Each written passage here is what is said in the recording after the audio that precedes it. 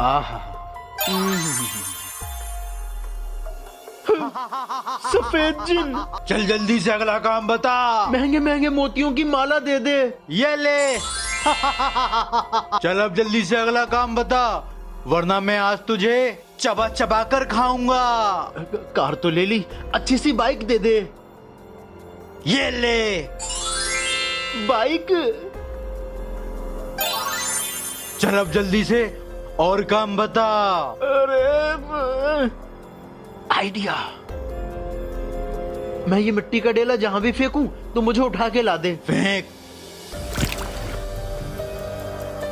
ये मिट्टी का डेला तो पानी में जाके घुल गया होगा, इसे मैं नहीं ला सकता। लगता है इस चालाक किसान ने फिर से चालाकी दिखा दी, भागना होगा।